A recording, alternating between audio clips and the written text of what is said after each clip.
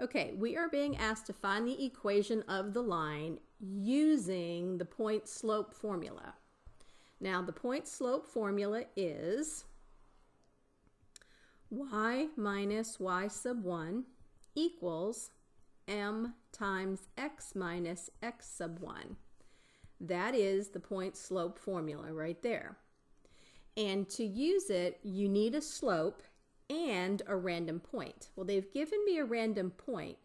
This -2 is my x sub 1, and this +2 is my y sub 1. So in my equation, I'm going to substitute. I'm going to have y minus my y sub 1 is that 2 equals, I'm going to leave the slope blank for a second while I finish the point. And then I'll have x minus x sub 1 is the -2. Now, I need the slope, all right? They want, find the equation of a line using the point-slope formula, write the final equation using slope-intercept form. And the information they gave you was that your line that you're looking for is perpendicular to the line 3y equals x minus 4. Now, in order to figure out slope-intercept form, which I'll refresh your memory on that, slope-intercept form is when your equation is in y equals mx plus b form, and then whatever number is right here, the coefficient on your x, that's actually the slope of your line. Now, this equation that they gave me is not in slope-intercept form. It's close, but not quite. They've got the mx plus b part over here on the right side of the equal sign, but on the left, it's not a y, it's a 3y. So I am going to divide off the 3. Now, what you do to one side, you got to do to the other side, and everybody on that side.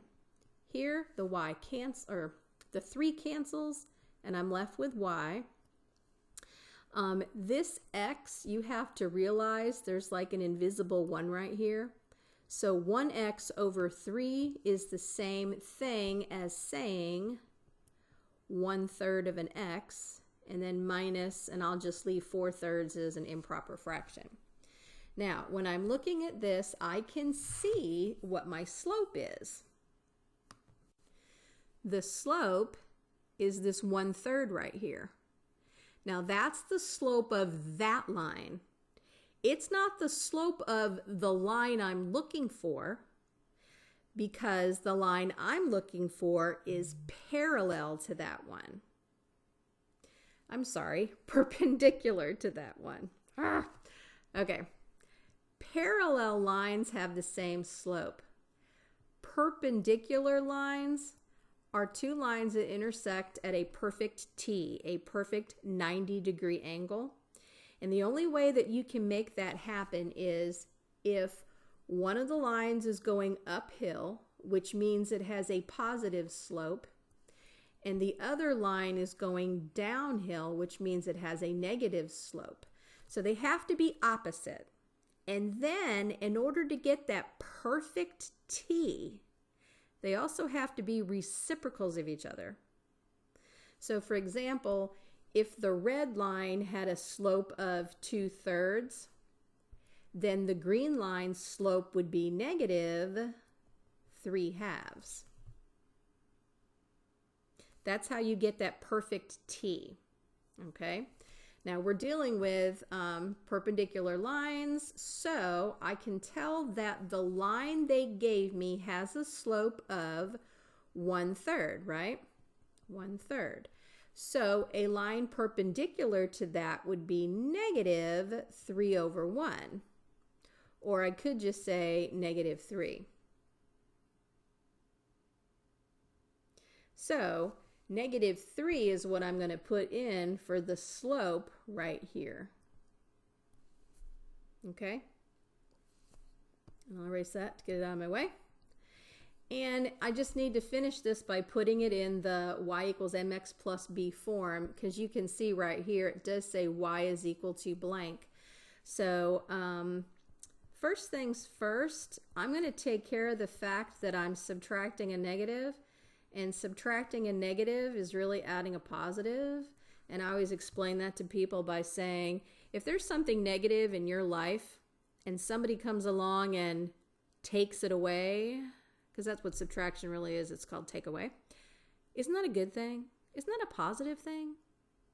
You got something negative going on and somebody just takes it away, poof, life's better. So subtracting a negative is adding a positive. And then I am going to distribute the -3. So I'm going to take -3 times the x, that's -3x. And then -3 times the +2 is a -6. And then all I have left to do is add the 2 over, because you just want the y by itself. So I'm going to add 2, so it cancels here. And then I'm going to put the add 2 underneath the -6 because they're like terms.